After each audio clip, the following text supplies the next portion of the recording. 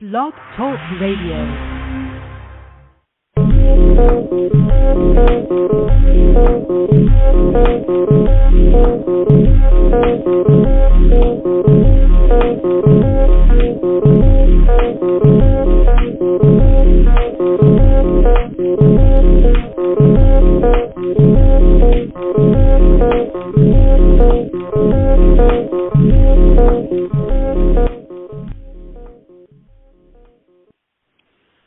Coming to you from the pro wrestling sports entertainment capital of New Jersey, and more specifically in Hudson County. Folks, you know it's always in Union City and Weehawken collectively. This is the latest edition of Working the Marks here on Blog Talk Radio, and I am New Jersey's premier journalist, the Professor, Fernando Uribe, and he is New Jersey's premier wrestling analyst, the great PBR. He'll join us this week on Working the Marks. Ladies and gentlemen, what's going on, brother? What's the crack? Just really excited. Went to go see the hottest movie of the summer last night. I mean, it was just action-packed, drama, love, everything. I mean, it had everything you could want, man.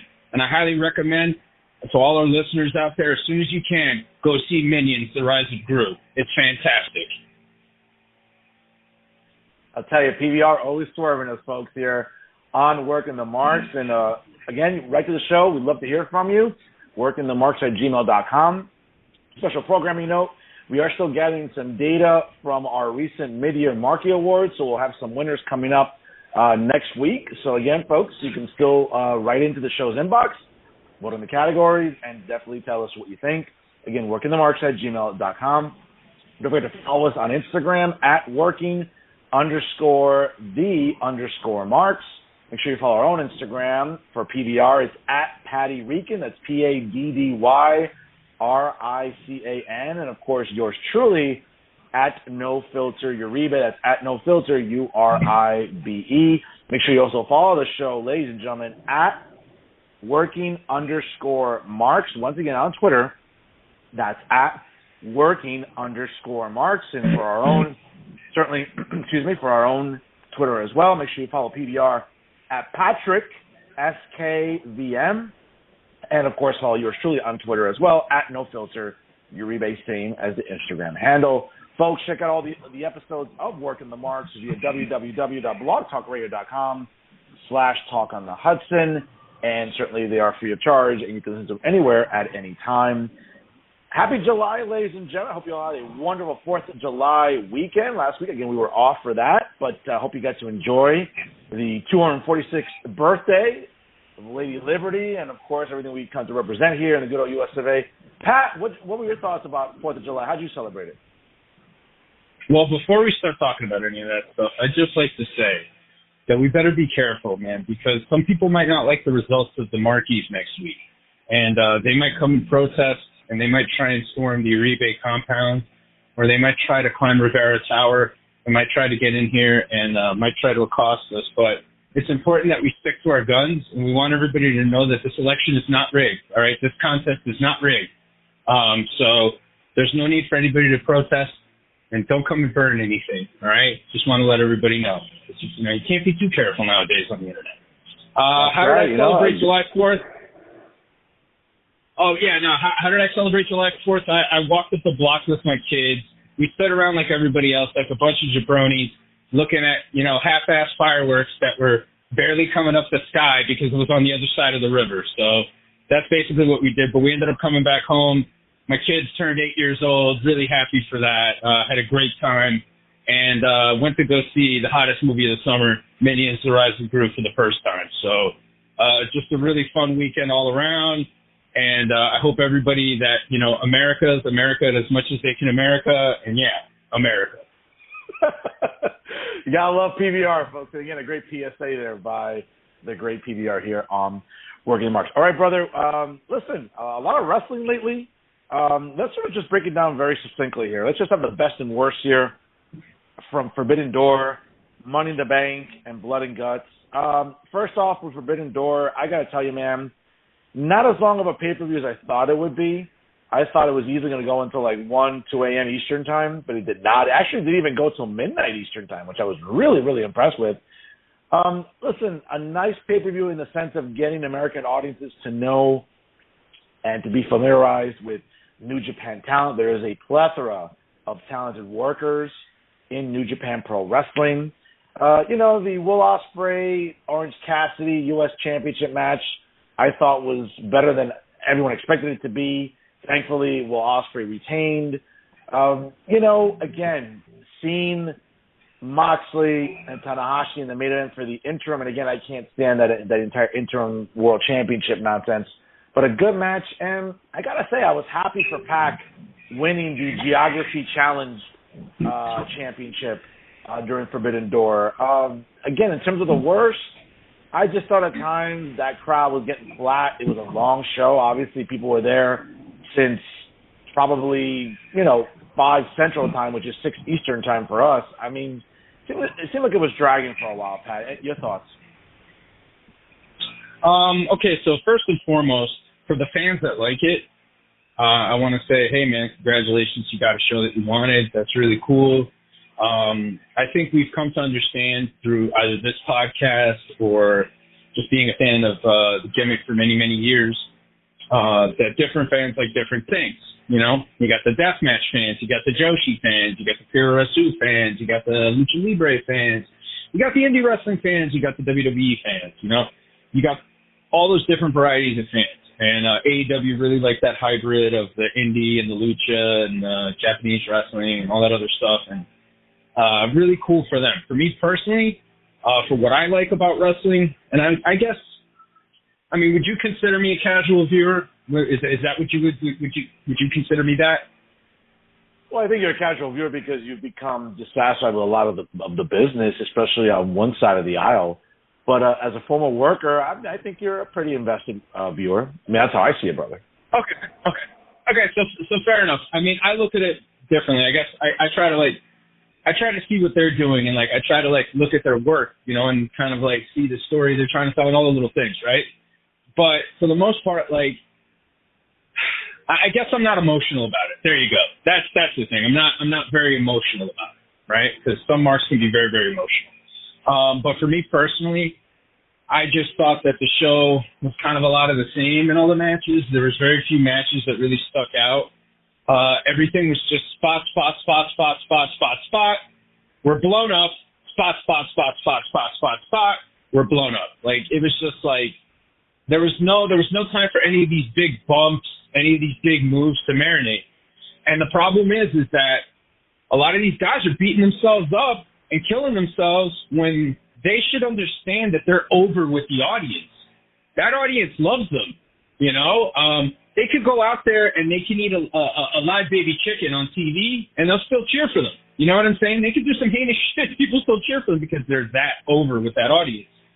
With that being said, they should rely on that instead of killing themselves every week that they're on TV and every pay-per-view, which they have pay-per-views, and conserve themselves and make their careers last a little bit longer. You look at Kenny Omega, more on him later on, but Kenny's a guy he's banged up now, man. He can't go back and do that style that he did for so long. But you look at his matches and he's taking these reverse hurricane run, is pile driving himself. And look, I'm nobody to tell anybody what to do or what to say, man. That's what you want to do. That's how you want to perform. But you got to look at it long term, And a lot of the fundamentals of wrestling are built on characters. And again, I feel like AEW didn't do enough character work with this show. I feel like they didn't have enough video packages or anything for people that didn't know who the fuck the Japanese fans are. Their business model is shitty. Why do I have to go look somebody up in order to watch the show? That's ridiculous. No. You should just tell me who this person is if you're putting them on national TV. That's how you're going to bring in, new viewers. That's how you're going to grow this stuff. But for me personally, I thought it was a lot of the same. And my biggest takeaway was MJF, man. MJF is so important. I'm not the biggest MJF guy, but I appreciate what he does because he does what he does very well, and he can go, and he can work, and he can tell a story, and he's not an idiot. He's very, very smart for his age. And the way he works, the way he approaches the business and looks at it, And for me, the biggest takeaway from that show was MJF not being there because he really, really sticks out from that entire bunch because everybody's pretty much the same thing. Outside of Danielson, outside of Punk, and even with the Bret Hart tributes, and basically those two, I mean, and Moxley to some extent, but Moxley really goes heavy on the indie crap, which I didn't think it was necessary for him to juice, but he had to do that because he wanted to make the main event important, I guess. You know, because there was really no build, no heat with him and Tanahashi going into it. There's nothing. Nothing was sold there. I mean, they barely sold the building out. So, I don't know, man. Like, that's really my biggest takeaway. MJF. And if I was Tony Khan and I hope to keep that company alive, I would throw everything I have at MJF to try and keep him. Because that dude, Punk and Bryan, those three, and really mainly MJF, because MJF's going to be long-term, they're the ones that stick out. Everybody else is the same exact thing. That's right. No, that's absolutely right. I'm with you on that. Again, not seeing MJF at Forbidden Door. More on him a little bit later as we dissect a few other things. But I'm with you, man. Disappointing for sure. Later on in the week, obviously over 4th of July last weekend, Money in the Bank from Las Vegas, from the MGM Grand Garden Arena, Pat. Interesting, the marks I think were relishing a little bit for the weeks before that. Certainly Money in the Bank was advertised for weeks to be at Allegiant Stadium, home of the NFL Las Vegas Raiders. That wasn't the case. They ended up moving the show indoors, which is fine. They're going to get a sellout anyway. It's one of the premier events of the year ever since they took the match itself and made it a pay-per-view. I thought it was great. Listen, being Jersey guys, you know how much I love Jersey people, whether it's, you know, Deonna Purrazzo, whether it's Liv Morgan, anyone from Jersey, even Steve Macklin, you know, who's in Impact Wrestling now as well. Any people from Jersey I root for. I was super happy with Money in the Bank. Love seeing Liv Morgan win the women's Money in the Bank briefcase. It was interesting, though. I think we talked about this off the air. She kind of gave it away because as soon as she came out from the curtain into the arena, like, you could tell she was getting really emotional, about to cry. And I remember just thinking to myself, uh-oh, that's it. That's a dead giveaway. She's going to win tonight. Again, we're humans. That's not a criticism of her. I'm just saying, like, we're human beings. She got taken up by the moment. It happens, you know. But a great match. Seeing Liv win the briefcase was a big swerve, I think, for a lot of us because we were expecting Becky to win the briefcase. I think the way storytelling had been going on for weeks, Pat, it looked like Becky was going to get in there and win that briefcase. But, hey, I was happy with the result, seeing Liv win the briefcase and then cash in on Ronda Rousey later in the evening. Certainly other matches in the night, you know, Theory losing the U.S. title to Bobby Lashley. Folks, if you haven't Googled this, look up a picture of Bobby Lashley at WrestleMania 23 when he was fighting Umaga in the Battle of the Billionaires, and look at a picture of him now. This man does not age, okay? Bobby Lashley doing great work still in his early 40s. Great win for him. The Usos and the Street Profits, easily the match of the night. Maybe the match of the year. I mean, that match had you on the edge of your seat. Theory being introduced into the Money in the Bank match later on, it certainly set off every mark possible online, brother. Him winning the briefcase, not what I would have booked, but again, you know, I know what I like, so I know what I would book. But a great a great PLE from WWE this past weekend. Yeah, man, I totally agree with you.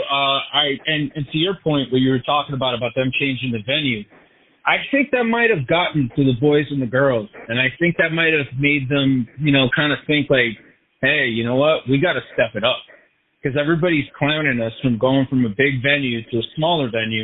Now we need to rock this small venue like it's a big venue, and I think for the most part that's what they did.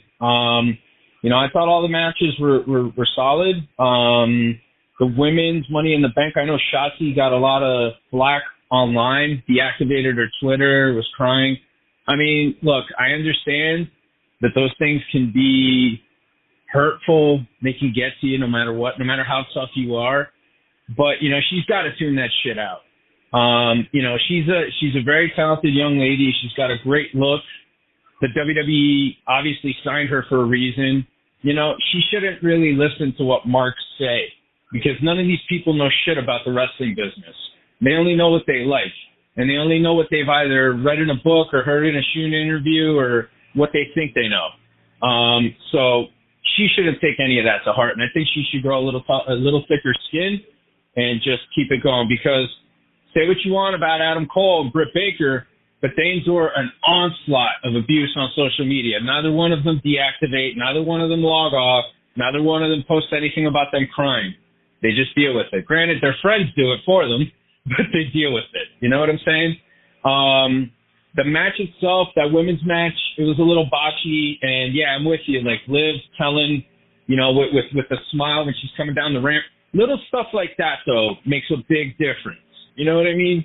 Those are the types of things that, you know, those are the little things that I'm talking about, like that we've spoken about in regards to Liv, or where I've been like, there's something missing with Liv. Like, those little things where it's like, yo, don't sell that you're winning. Like, walk out through the curtain like you're coming into this night. Like, change your mentality.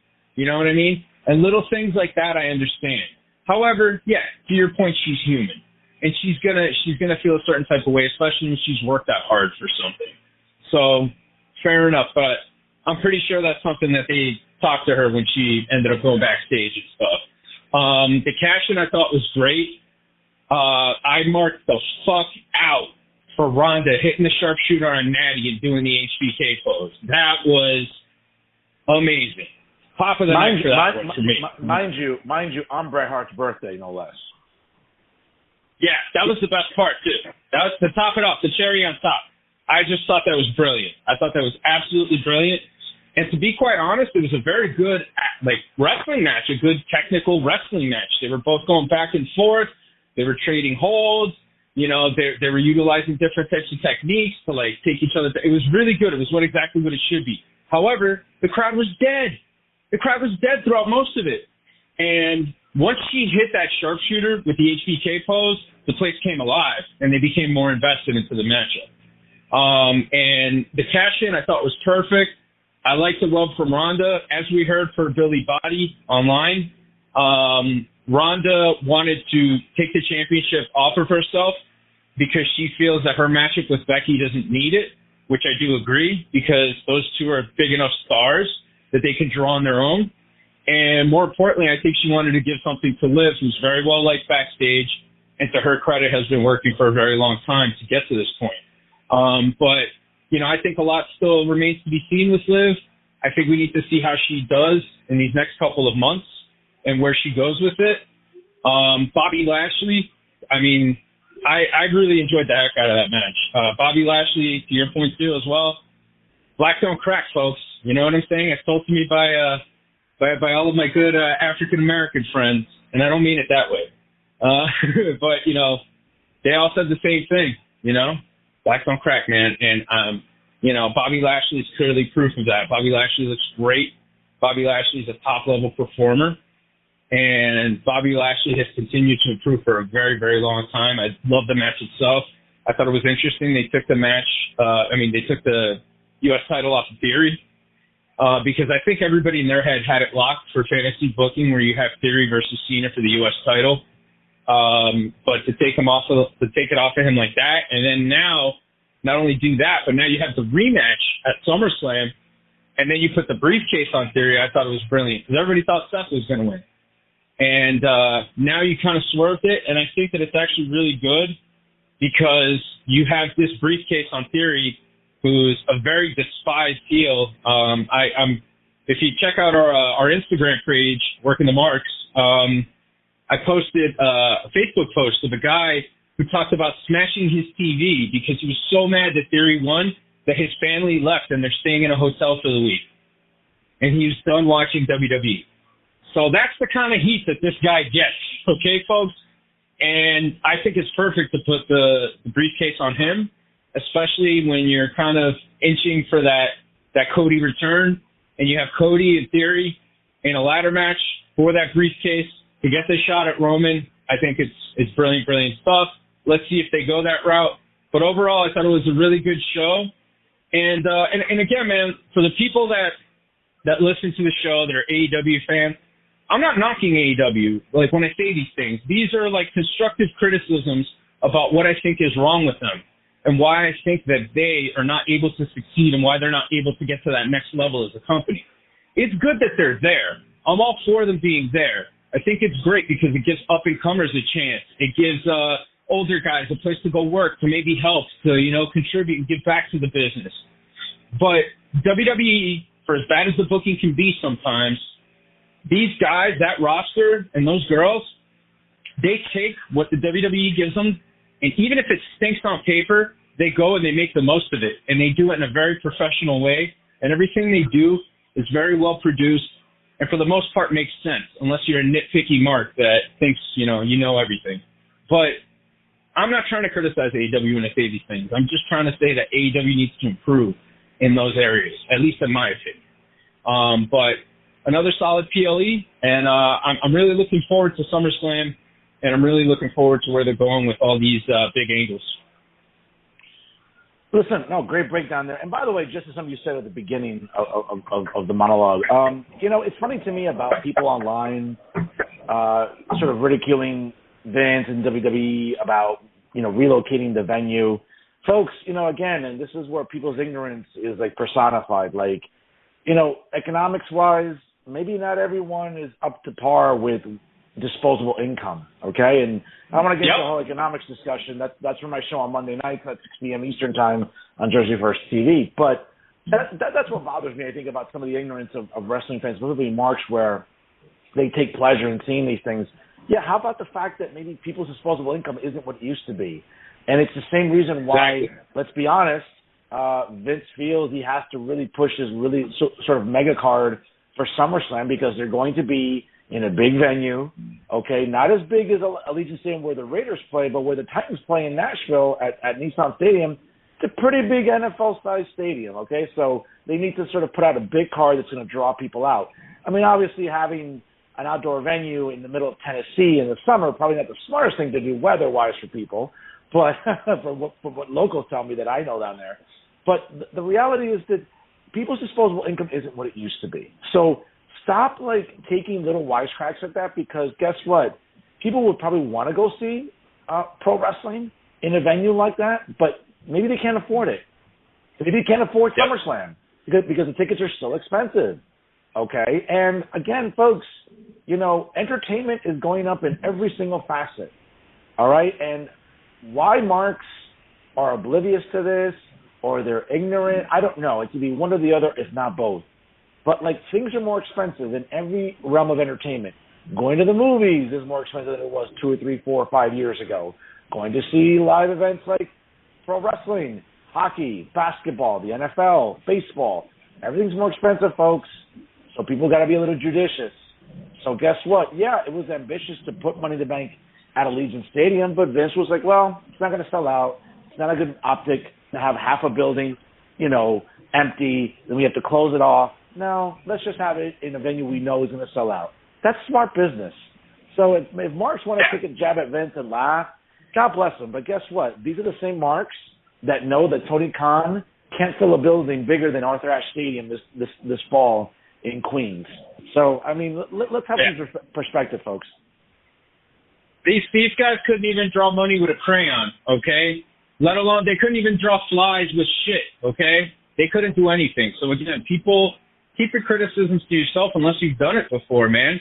Because, again, it's a smarter move. And not for nothing, it's right on the Strip. That's even better. Because you can get more people that are coming by. And think about how many people probably went to that show that are either casuals or didn't watch wrestling, but they were feeling good. And they're like, hey, let's go to wrestling. And they're like, all right. And then they ended up going, and it was a pretty damn good show. And now they're like, damn, maybe I should watch this again. So, again, there's a lot of things that fans don't consider. And overall, I think that was a success. And I think Forbidden Door, for what it was a success. Could it have been bigger? Could it have been better? Absolutely. Absolutely. But I don't think that has anything to do with Bryan Danielson or CM Punk. But that's a whole other discussion. Absolutely. So, I mean, again, a great event there. Obviously, we move on this past week, Pat, to AEW Dynamite, Blood and Guts. I guess their, dedication to nostalgia, their homage to sort of, the original version of War Games. Obviously, they can't own the name because it's owned by Vince and Kenny McMahon. But the premise of 2 rings and enclosed in steel with a roof, people bringing weapons in. Listen, I'll sort of quote the great Jim Cornette. It got to a point where this year it was 6-on-6. It might just become a full-blown, I don't know, like FIFA style. Like it might be 10-on-10 at some point. That's how crazy this is getting with AEW. But the Dynamite was great altogether. Certainly the last hour of Blood and Guts was, listen, for me, Pat, it was entertaining. You know how much I love the original War Games, the version of it with the 2 rings, the roof. Again, being a fan of the very first match, the Horsemen and J.J. Dillon against the Road Warriors, the Superpowers, and Precious Paul Ellering. I mean, again, not the style of wrestling that is nowhere near what is today, but I like that nostalgia. I know other fans do. I know you're not a fan of it. No surprise with the baby faces winning. And it's funny because, this entire narrative of, the reason they're doing Blood and Guts is because they want to have the original War Games where they're enclosed in the cages. Well, guess what? These 2 Blood and Guts that they've had in AEW, they always end up on the roof of the cage. So what's the sense of keeping the guys in the ring? It's like, it might as well, not have a lock on the door. Yeah. I agree. For me, I don't know, man. I mean, 45 minutes, that was a long time for that, The match was okay. I wasn't really big on it. I haven't been big on these Blood and Guts matches, to be quite honest. I feel like they're not very well produced. And I feel like it's kind of just on the fly, mostly in there, which a lot of wrestling does tend to be, but in those types of matches, it's a little tricky. And then, Santana gets hurt in the match, which to me, that sucks because he's actually a really talented guy, and he and Ortiz, those are 2 of the most underutilized guys on the roster. But to me, the match felt like a big 45-minute punch. It was just like a 45-minute punch. It just kept going, and it was just I don't know. And then at the end, the spots and all the stuff, throwing dude off the thing, and I'm like, I don't know. It did nothing for me, to be quite honest. However, it did something for AEW. It bumped up their rating to 1 million. And, folks, we've said it here before. I've said it here before. I'm sure the professor has too. Proof's in the pudding. When AEW promotes something as a special event, they draw over 1 million fans, with or without Punk or Bryan. So I think it would benefit AEW to definitely start doing stuff like that more often, start making these things special. Fighter Fest, I don't know how that's going to do, or all of the other ones. Remember, it's 2 nights of It's 2 nights of Fighter Fest. It's night 1 is next week, and then the following week, and this is one where I think I might have sent you the JPEG of it. The Fighter Fest. I'm sorry. Week 2. It will be Eddie Kingston versus Chris Jericho, and mind you, again, for us Shark Week fans, because I'm a dedicated fan of Shark Week on Discovery, Shark Week is... Of course you are. Shut up. What's that? Of course you are. That's fucking great. That's great. What's wrong with Shark Week? It's educational. It's fun. I can't talk shit. I collect figures. All right, so... Okay, I was about to say, pretty fun. Sharks are very interesting animals. It's very educational. It's very informative. It's a very fun week of programming on Discovery. I assume, Pat, and again, a little bit of a spoiler for our fans, but I'm assuming if you look at the design of the promo photo, again, if you follow Shark Week, you'll know this, but some AEW stars will be on Discovery Channel that week. As a matter of fact, Adam Cole will be on Shark Week, I guess, with one of the scientists. I guess there's a fascination he has with sharks, as I do, so whatever.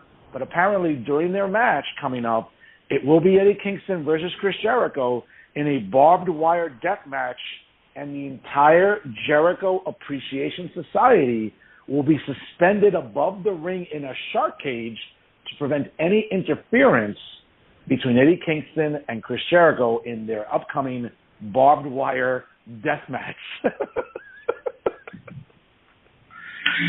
Well, there you have it, folks. Jericho just keeps doing the gimmick matches, man. Because I don't think he could really do much else. Unless he's working with a guy, like a young guy who's a lot better than him, he just has to keep doing the gimmick matches. And I get it, because Khan's paying him, a bunch of money. I'd say him and two other guys are the top earners in the company. So, I get it and stuff like that. But this feud, I feel like this feud's more drawn out than the MJF Jericho feud.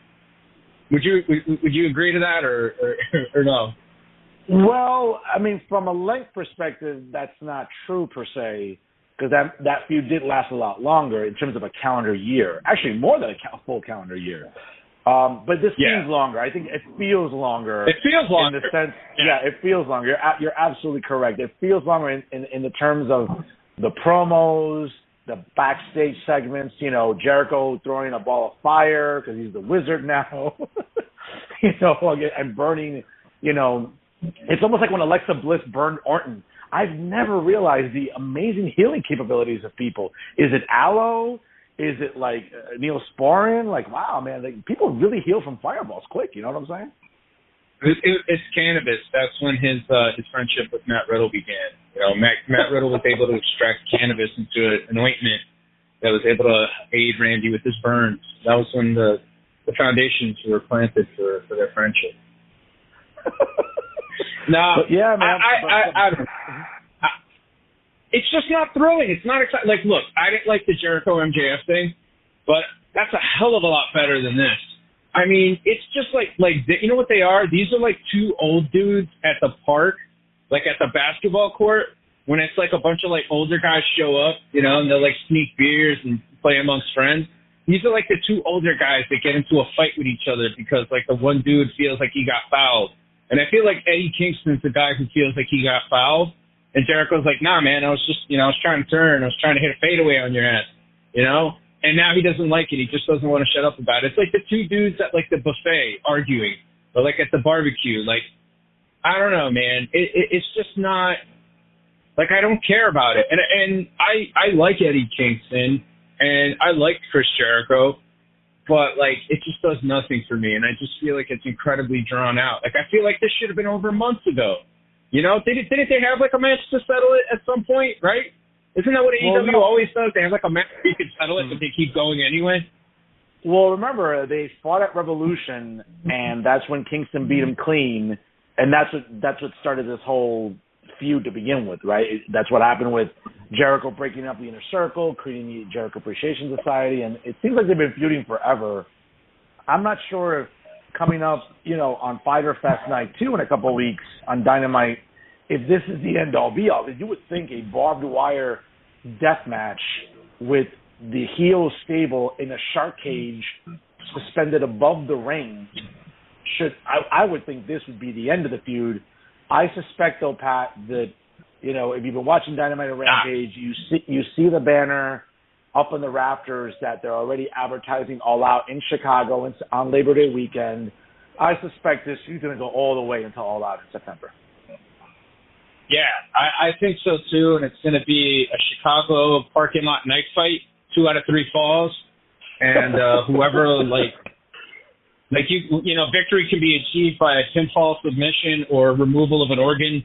The first man to lose the most blood, loses the match.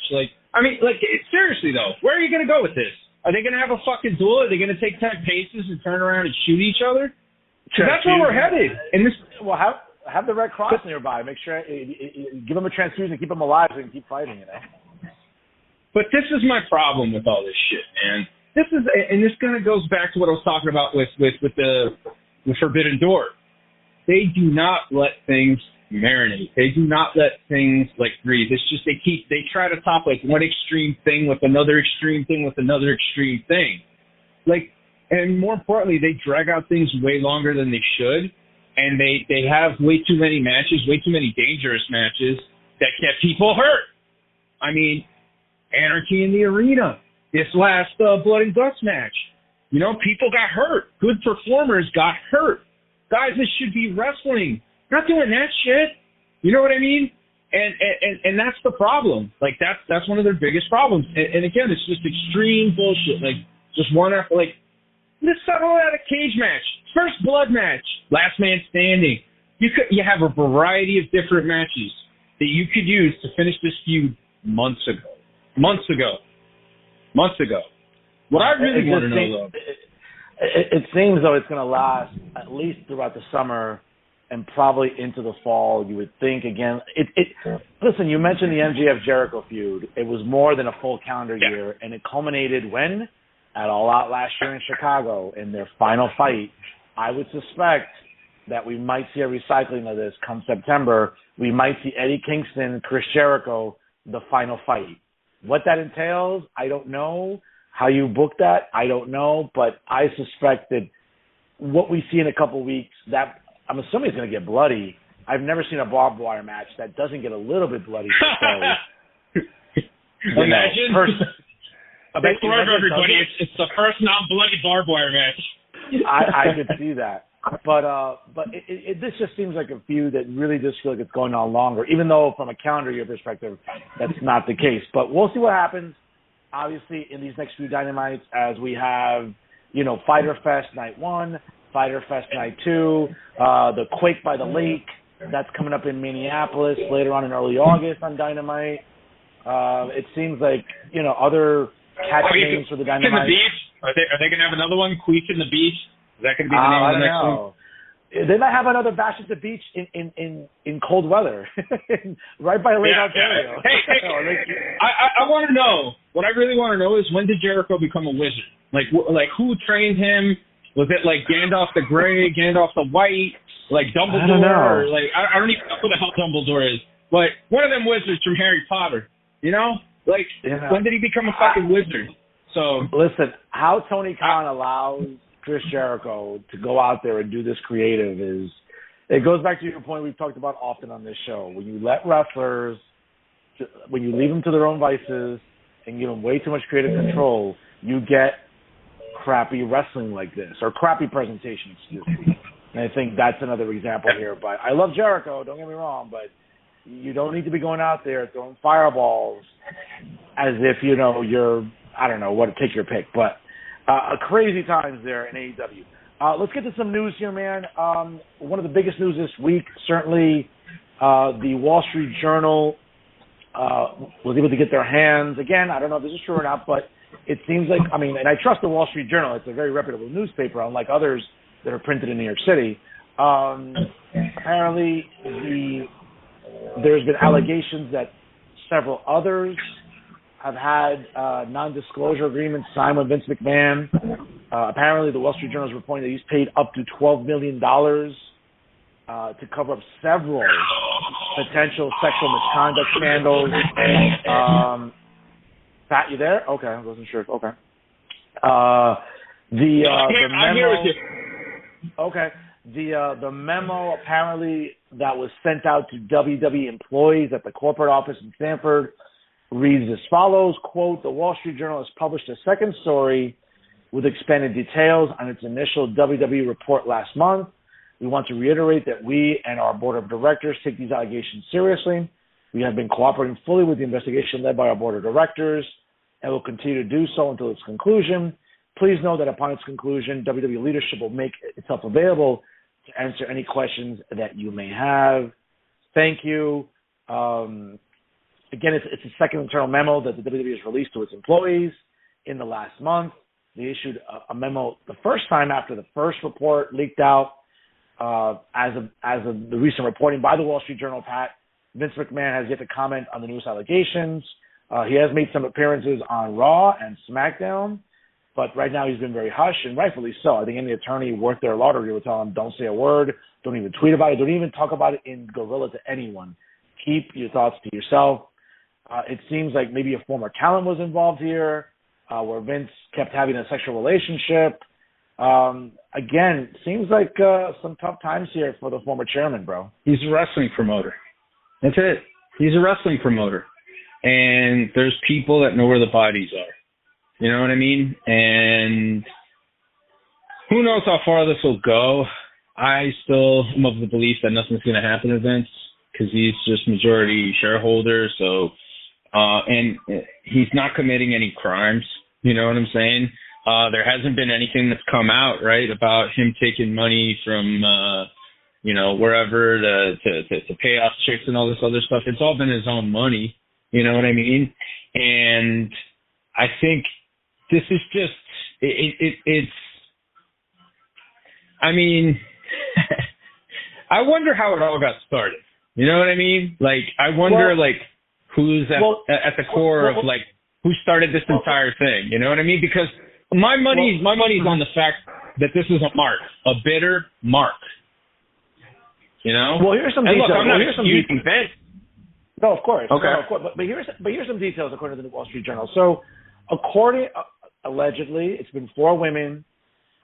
They're saying that at least one of whom was an ex-wrestler, and the amount paid out to the 4 women has totaled $12 million. So according to the Wall Street Journal, the wrestler alleges that McMahon, quote, coerced her into giving him oral sex, and that she was demoted and released from the company in 2005 after refusing, quote, further sexual encounters.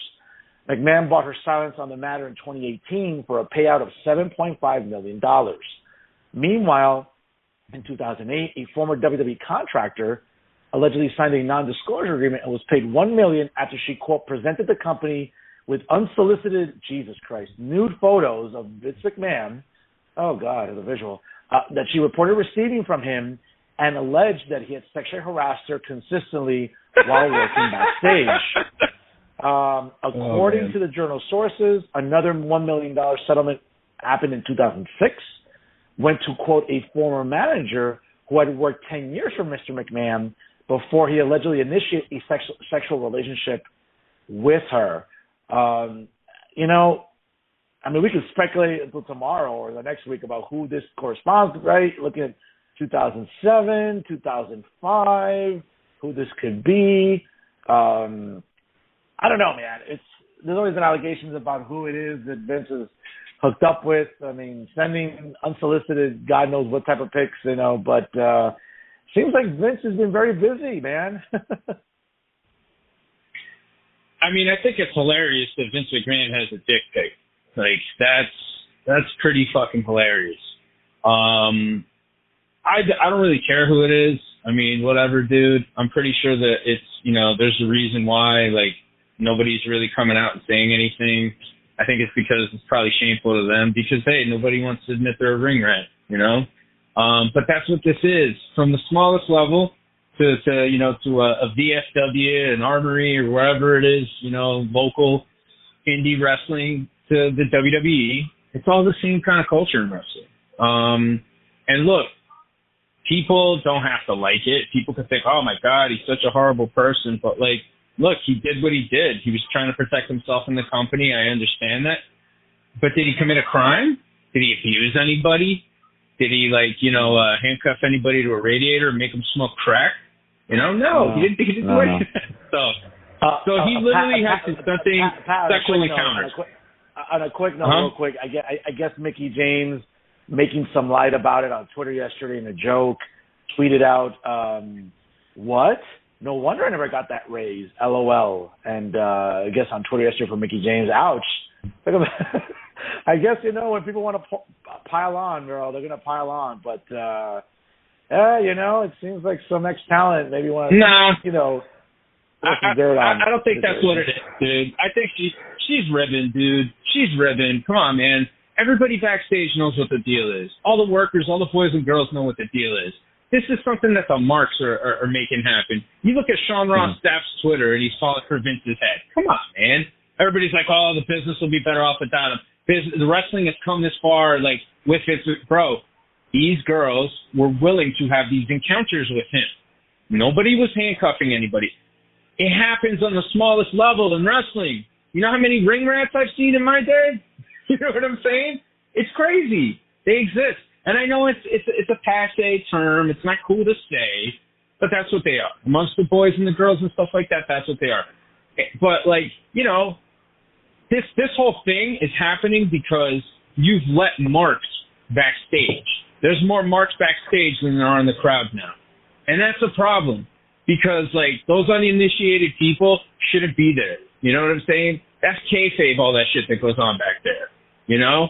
But I just think we got a lot of Linda Trips out there, you know, talking a lot of shit on their friends and putting this stuff out there for people to find out. And, look, man, ultimately they're going to do everything they can to try and get Vince out. And it's pretty sick that that's what they're trying to do. But Vince hasn't committed any fucking crimes, dude. Unless there's hard, concrete evidence that Vince fucking killed somebody, or he kidnapped somebody, or he abused a woman or something like that, then we could talk. But everything else has been consensual. So, hey, man, it is what it is. You know what I mean? But we'll see how this all plays out, man. We'll see how this all plays out.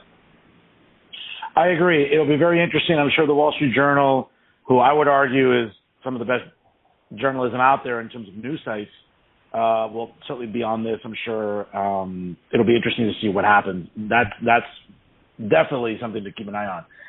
Other news things here this week, man, I got to say before we get to our main topic here, you know, the ongoing heat between Kenny Omega and Jim Cornette, Pat, we know is iconic and legendary. We know that Cornette has not been a fan of Kenny Omega for some years because of his wrestling style or matches he's had. This past week, apparently, Kenny Omega was not even doing an interview like on an AEW sanctioned presser or anything that was AEW. I think he was just in a video game. It was a Twitch stream. Channel. He was on a Twitch stream. Yeah, and you know, of course, obviously, we all know how Cornette feels about Kenny. Kenny let his thoughts out about how he feels about how his rehab is going. Certainly, you can tell, you can hear the anxiety in Kenny Omega's voice. That he's frustrated. It's been this exhausting and laborious. I mean, listen, he's wrestled a very physical style for a lot of years. It's going to catch up to you. So obviously, you can hear the frustration in his voice about rehab. But it's funny, you know, Cornette nailed it this week. It's like, you know, instead of going on AEW television, just like, you know, they've had other segments where, oh, here's an update on so-and-so and, you know, how they're doing. No, you know, he decides to do this again, no disrespect to someone on their Twitch stream. You know, they're trying to maybe make money off that. They're just trying to create content. God bless them. I'm no one's ever criticized someone creating content. However, this is where Tony Khan, again, drops the ball. Why not get a little bit of a boost of a rating? Not much, probably, but announce that Kenny Omega is going to make an appearance to talk about his future. Hey, that works, man. Every wrestling company has ever done that. It's always worked a little bit to get interest, to generate a little bit of a boost in ratings. That audience would love it. They'd eat it up if Kenny Omega. But what does he do? He says to do this on a Twitch stream. Again, it's a clear indication of how lack of a business model or how lacking Tony Khan is when it comes to business acumen. And this is just another example. But I think the exchange between Cornette and Omega has been really, really humorous, Pat. So I didn't really check out the video. I know you had sent me a link. I didn't get a chance to look at it, though. But I'm sure that the dialogue must be interesting. Like, for me, I mean, it's weird because I get what you're saying about, like, having him come out on Dynamite and do that stuff, but they're very game-centric, the company. It's very, like, gamer-oriented, and they're working towards that, and they get a lot of interaction through that. And, you know, those are metrics that kind of count, but I'm with you, you know, like, in that sense, like, yeah, you could have done it on TV. It would have been a little bit better. But regardless, it still reached people anyway. You know what I mean? Whether it was on live TV or in that Twitch, you know, video and stuff like that he was doing, the Twitch stream. It still got to people. People are still talking about it. And you know what? I don't know if it's a work. I don't know if Kenny's maybe trying to pull a ruse to, like, you know, to maybe work the fans so that when he comes back and does something completely different that people wouldn't expect, you know? I think that would be cool. And I know you and I have talked about this before, you know, like, if the Young Bucks really wanted to go heel, they would stop flying.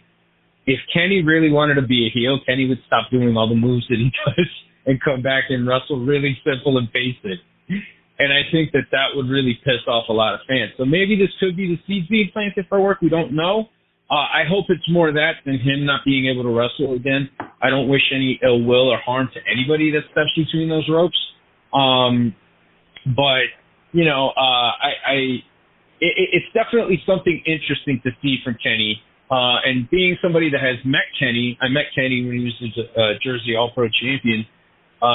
You could see from back then he was very passionate about wrestling. The way he thought about wrestling was different.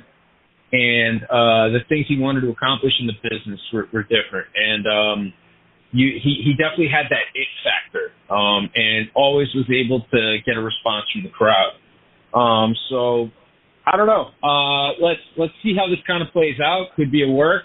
But if it is genuine, smart words from Kenny. And I hope that maybe a lot of the marks of his and, the underlings in the company, I hope they realize that, like, hey, you know what? This guy, like, what he's saying makes sense. Like, we need to really use our characters more instead of just bumping around all over the place to get a huge pop. So, yeah, interesting to see. But I'm definitely going to check out that Cornette video when I can. No, it definitely is. I mean, he's really broken this down extensively. I'm sure because, Brian Last likes to sort of throw kerosene on the fire, and it's easy to get Cornette riled up. And how do you do that? Bring up Kenny Omega's name, bring up the Bucks name, bring up Orange Cassidy. I mean, nothing gets Cornette more riled up than having the ability to roast these people that he doesn't like. And I think it was smart, not just by Last doing that, but I think it was smart by Kenny because, again, it keeps him relevant. Let's be honest, he's been out almost a full calendar year. It's coming up on a full calendar year.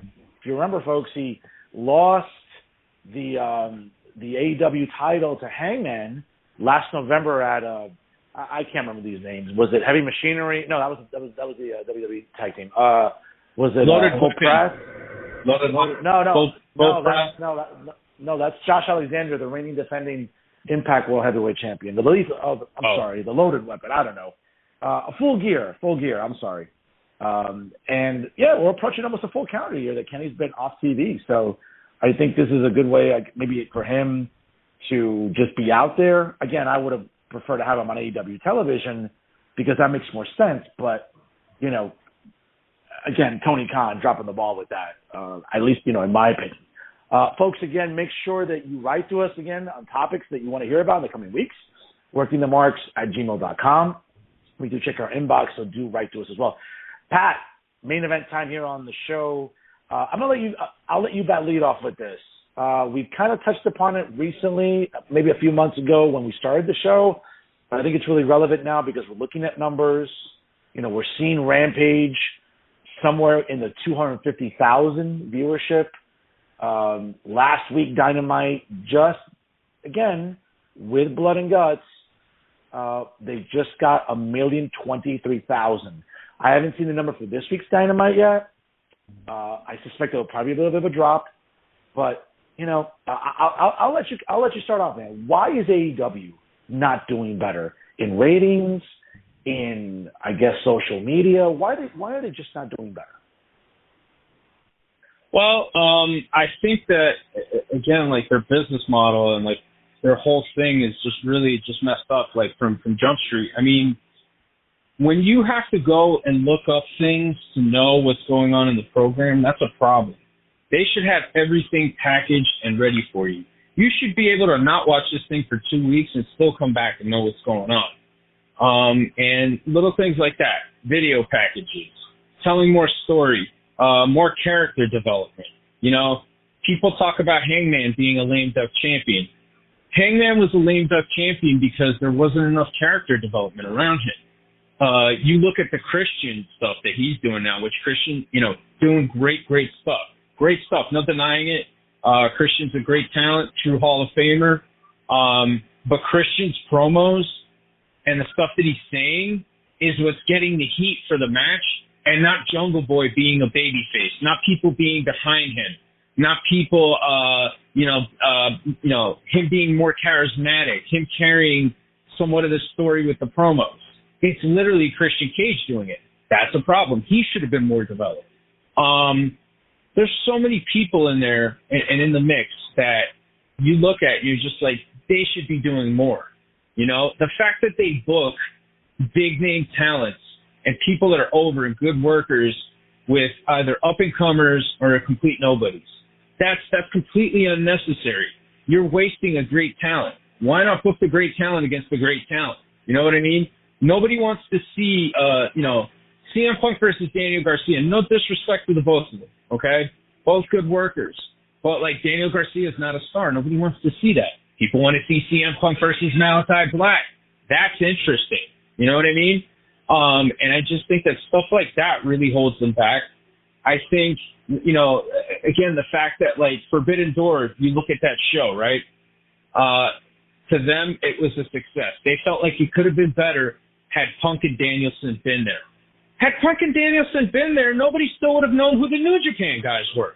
So none of that stuff would have mattered.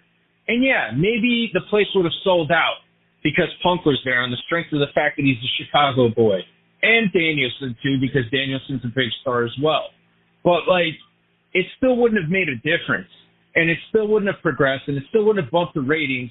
And it still wouldn't have carried on because, for me, if you don't know who these people are, you can't get invested in it. And you automatically assume that the AEW guy is going to win. You know what I mean? And you look at the layout of the pay-per-view, and by the time the show was done, after you had the four-way for the IWGP title, and then you had the main event, Moxley had to bleed to make that match important. Like, the crowd was pretty tired by the end of the show. There was a good amount of crowd fatigue. And, again, that's all also attributed to the style of wrestling that they have, where it's move after move after move after move after move. You know, you don't let anything breathe. One of the spots, I think, in Thunder Rosa and Tony Storm, you know, Tony Storm hits a German suplex on Thunder Rosa on the apron, all right? Or Thunder Rosa hits it on her, right? I think that's what it was. Oh, no, it was Storm. And Storm hits it, and then Thunder Rosa, instead of letting Thunder Rosa roll to the outside, let her sell it on the floor. Work the 10 count. Go back out. Go get her. Kind of get it together because, hey, I just suplexed you on the hardest part of the ring, and I'm also doing a suplex that hurts my back. So I'm going to sell my back a little bit while you still taking that move. What does she do immediately after that? She hits a tornado DDT off the apron, and then she throws her back in the ring. And then Thunder Rosa hits 3 moves that were way better than her finish right before it. I mean, it's completely cluttered, but a lot of this is attributed to Dave Meltzer. It's attributed to, you know, the Sean Ross Sapps of the world, like all these Mark dudes that are like talking and writing about wrestling and kind of setting the standards for what wrestling are, apparently. And, you know, these people, they work for the Meltzer star rating. That's what they care about. They don't care about having a good, logical, technically sound, interesting, compelling matchup that, you know, was over with the crowd. They don't give a rat's ass about that. They want those 5 stars, or they want whatever stars they can get. And the other thing, too, is the perception of what a good worker is now as opposed to what it was 20 to 30 years ago is completely different. A good worker, you know, like Scott Hall is a better worker than Kenny Omega. You know what I mean? Brock Lesnar is a better worker than Kenny Omega. They do a lot less, and they get a bigger reaction. And they let things breathe, and they know what to do when they're in the ring. Kenny Omega has to do 50,000 moves. You know, doing a bunch of moves and knowing how to do all these moves doesn't make you a good worker. It's knowing how to get a reaction from a crowd, get emotions from a crowd, work a crowd. And a lot of these guys don't do that. And that, I think, is really holding them back. Because at the end of the day, when we all started watching wrestling, when I started watching wrestling, the Ultimate Warrior was my favorite wrestler. Not because of his technical prowess, but because of the character. The character was compelling. And that's what got us all hooked into wrestling, and that's what carried wrestling for all these years.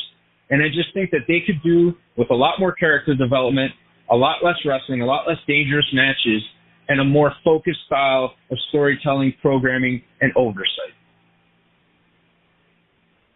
I think you said it beautifully there. Let me just add something to it, Pat, because you brought up CM Punk, and apparently in the news feed this morning, now again, maybe it's a work, who knows, Tony Khan acknowledging that they got x-ray results. It's not looking good for Punk, so he's going to be out an undisclosed amount of time. That could be all a work. Who knows? You know, so again, and the same thing with Bryan Danielson. Apparently, Bryan Danielson not coming back anytime soon. If these are not gimmicks and they're not works, and if it's true, this could be devastating for AEW ratings-wise because you got 2 recognizable global names not on your television shows for months at a time. I think that's going to be devastating. So let me just add that to the great breakdown you just gave us. Let me piggyback. Can I just add that as well, real quick before you get to that? I don't mean to cut you off the top, but if those things are true and they're not a work, because it's been established already that AEW tries to work their fans. Look at the MJF thing. Look at the people that reported that, and then look at who reported the truth. So that right there kind of leads you to what the situation is. But if that is true, that's awful. That is so awful. And to me, it's awful because you let CM Punk do his devices. You let him do whatever he wanted. And by doing so, he hurt himself. And you did the same thing with Danielson. You put Danielson in a situation where, and I don't know if it's Danielson that's necessarily picking these types of things, but if so, it's absolutely awful because Bryan Danielson is one of the top wrestlers, 1A for me in the world, and you have him in an Anarchy in the Arena match instead of having him as a champion and wrestling for the main event. And that, again, is part of the bigger problem.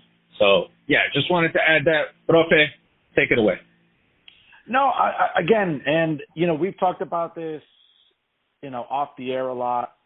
And my biggest complaint about Tony Khan and the way that he does business is, and again, this is because we've grown up watching wrestling since we were kids.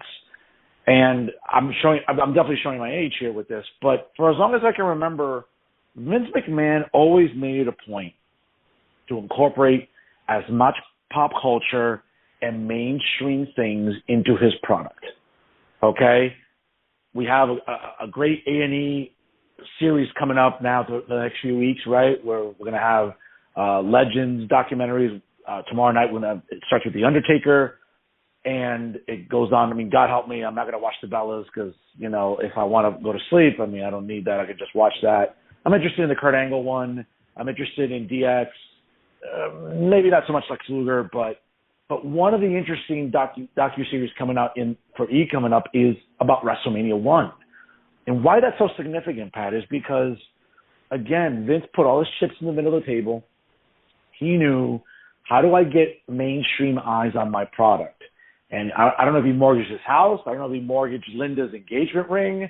Whatever he did, he got every big name he possibly could, whether it was Muhammad Ali, God rest his soul, at a time where he was still a very vibrant, healthy man.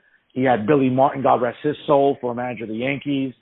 He had Liberace, God rest his soul, a big entertainer. The Rockettes, he got mainstream. What did he do for WrestleMania 2? He kept getting big names.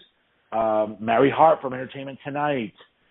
Susan St. James, great soap opera star.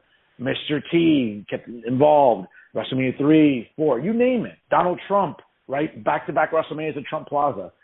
Vince knew that he had to get mainstream eyes on his product, and he always incorporated pop culture.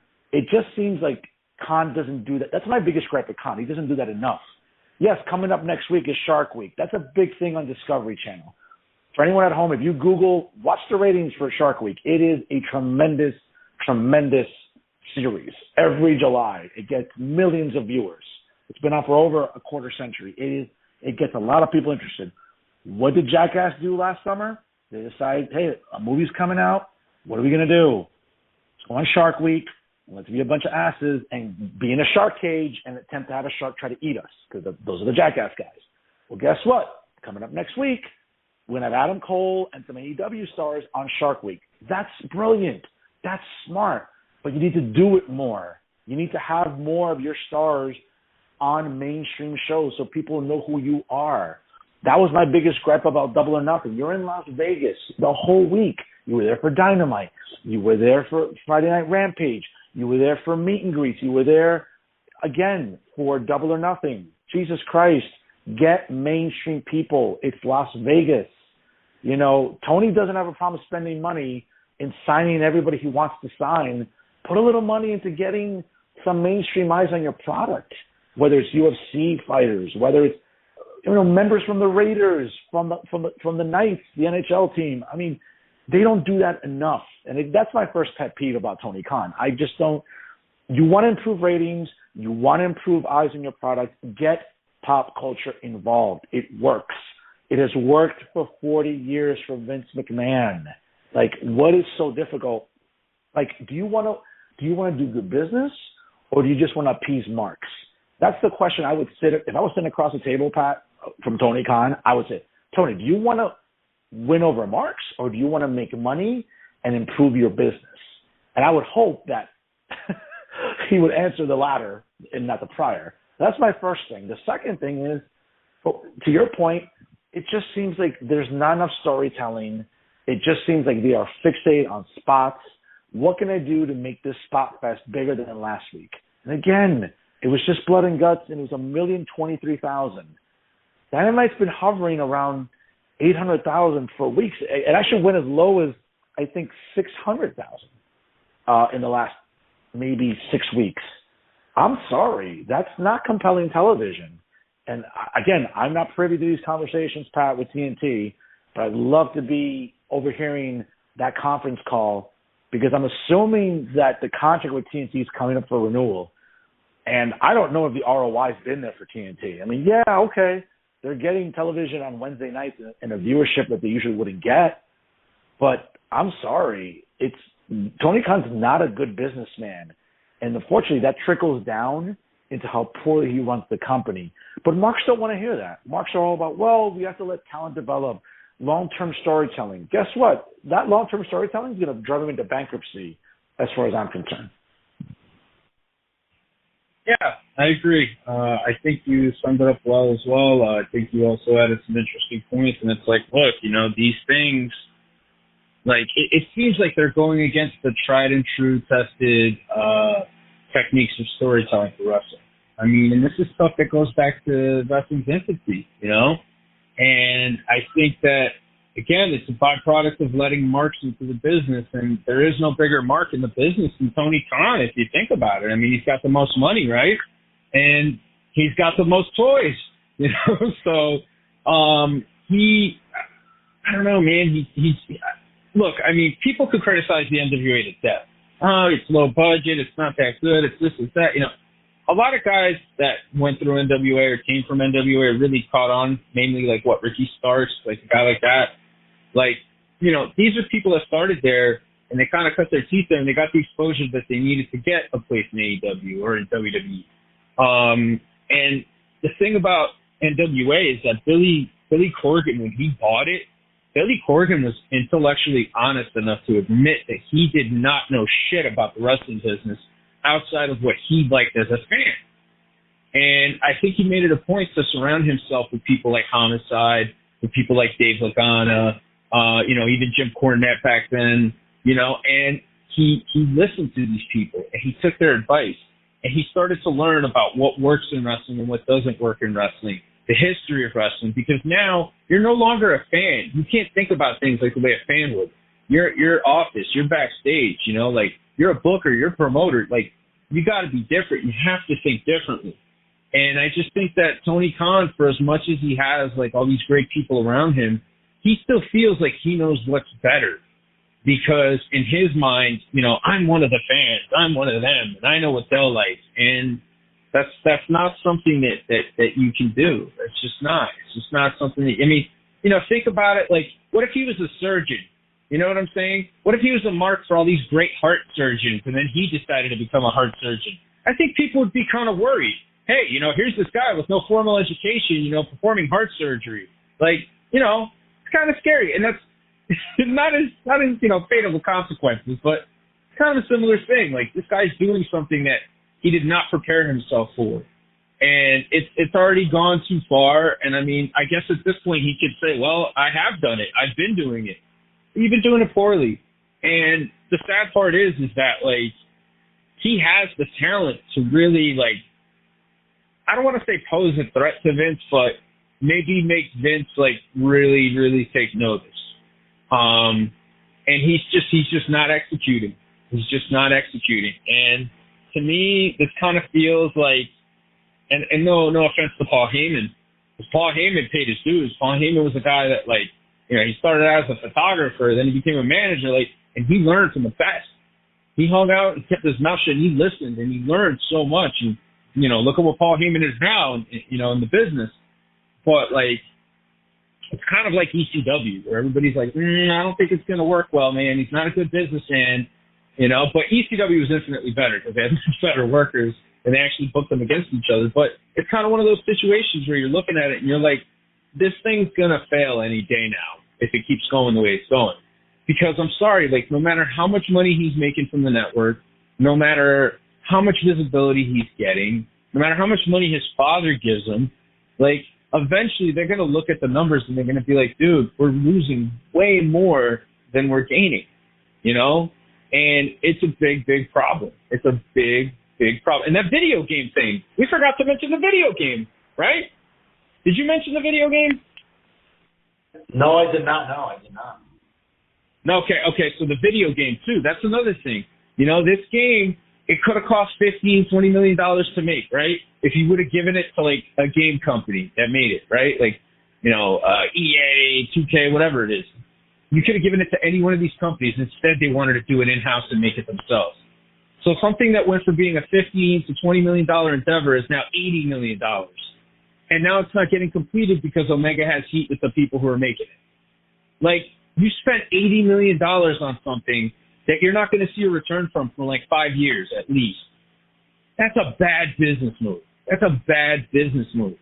So I don't know how long they can keep going like this, but we'll see. We'll see what happens, man. But I mean, you got to think at some point, you know, they're going to be like, hey, Tony, like this doesn't make any more sense. Like, we need to change, or we're going to continue bleeding money. And unfortunately, I think Tony Khan is not going to adapt. I think he's going to stick to his guns regardless. And I guess he's going to go down with the Titanic at some point. So we'll see what happens. No, definitely. And real quick here, folks, some breaking news. I figured maybe, something very interesting. Conan just released something a couple hours ago. Some heat right now, apparently. So Jordan Grace, the reigning defending Impact women's champion, recently had a intergender match, I guess, with her husband, the Ring of Honor world champion, Jonathan Gresham. But apparently, I think this weekend, Jordan Grace came out, quote, and said that she thinks that, quote, Chris Benoit could not keep up with today's wrestlers. And apparently that generates some heat. I know Conan already... Conan apparently already has something to say. He published something 3 hours ago. It's got crazy traffic already. Interested to see what Conan's thoughts are going to be. I mean, I don't know if that's smart for Jordan Grace just to evoke Chris Benoit's name and anything, but it might get her some heat. I don't know. I'm sure Conan is not going to pull any punches in his thoughts because it's already online, and I'm sure other people are going to be they're going to be rushing to opine on this because maybe this is something Jordan Grace should not have touched upon. But real quick there, Pat. I mean, I know you haven't seen it, you haven't heard it, so I know you don't want to speculate. No.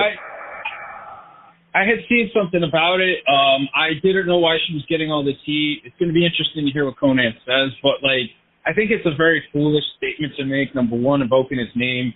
I mean, look, I think for me personally, Chris Benoit as a wrestler was really, really inspirational, especially to someone who's vertically challenged like myself at 5'9". Not listed at 6 foot, but actually 5'9". And, you know, Chris Benoit, Eddie Guerrero, those guys were really, really influential. What happened with Chris Benoit was absolutely heartbreaking to me. I think to a lot of fans, to their families. I mean, it was just god-awful. I had hoped for years that it was like a murder or something. I had hoped for years that it was something else that it wasn't. Unfortunately, it was what it was. And, I mean, look, like, we can remember him as a wrestler, but to celebrate him, to talk about him in any type of positive way, I just think is absolutely ridiculous. And the other thing, too, is I feel like it's a little bit of a ridiculous statement for Jordan Grace to make because I don't think she has, like, zero awareness, in my opinion, because if it wasn't for Chris Benoit, you wouldn't have some of the styles that you have now. And a lot of these guys that are the big names now, that, you know, are the legends and all that, you know, like a Kim Punk, like a Danielson, that was all Chris Benoit, you know? No, Pat, you're right. I'm sorry to cut you off. I'll let you finish, though, but let's be honest, too, since you just raised up the point about self-awareness. If it wasn't for someone like Chris Benoit, I mean, you know, her husband, Jonathan Gresham, talented worker. I saw him up close personally at an Impact show. That guy is jacked. He is solid. I mean, I wish Adam Cole worked out with him. Maybe, get some workout tips. Yeah. But, I mean, if it wasn't for Chris Benoit, someone like her husband probably would not be thriving like he is. Again, nothing against Jonathan Gresham. Amazing worker, folks. Don't get it twisted. I'm not trying to say anything bad. But if it wasn't for someone like Chris Benoit, like you said, someone like Jonathan Gresham would not be in the wrestling business. Let's be fair about it. Yeah, absolutely. I mean, look, Chris Benoit took what Dynamite Kid did to another level. A lot of people obviously were influenced by the Dynamite Kid. Bret Hart, Owen Hart, the entire Hart family, Chris Benoit, a lot of people that came across Dynamite Kid that saw him. I mean, and even guys now, Kyle O'Reilly, Bryan Danielson, Eddie Guerrero, all these other guys, like, you run down the list of workers that are influenced by Dynamite Kid. It's crazy, but Benoit took what Dynamite Kid did to another level in the ring.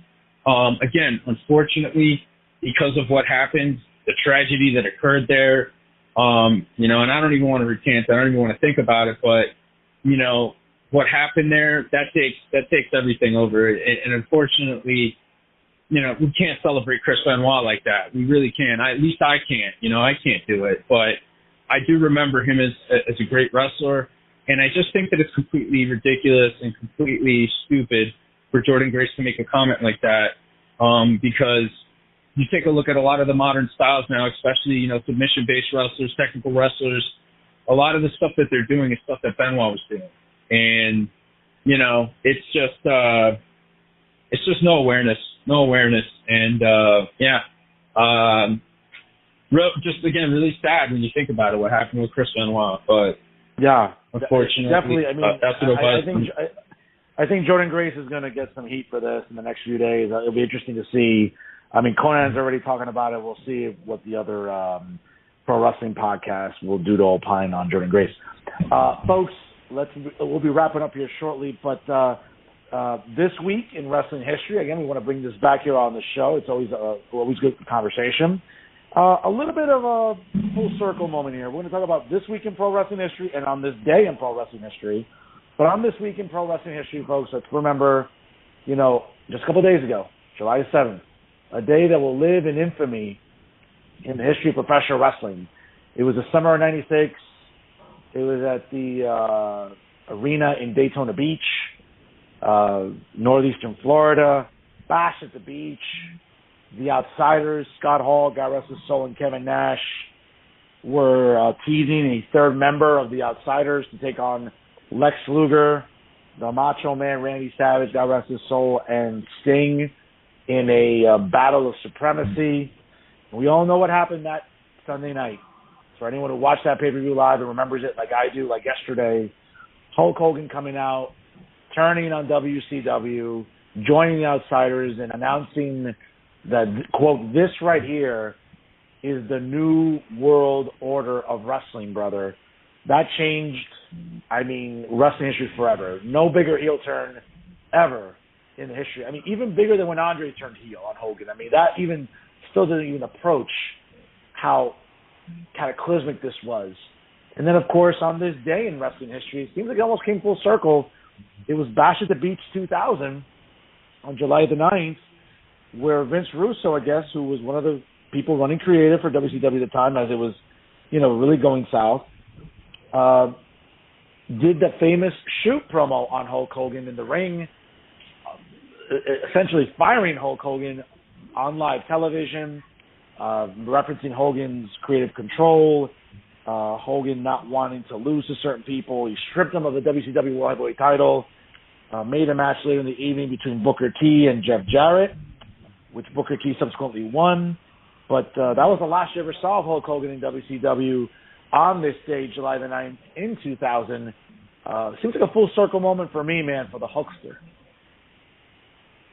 Yeah, that obviously a major moment in pro wrestling history.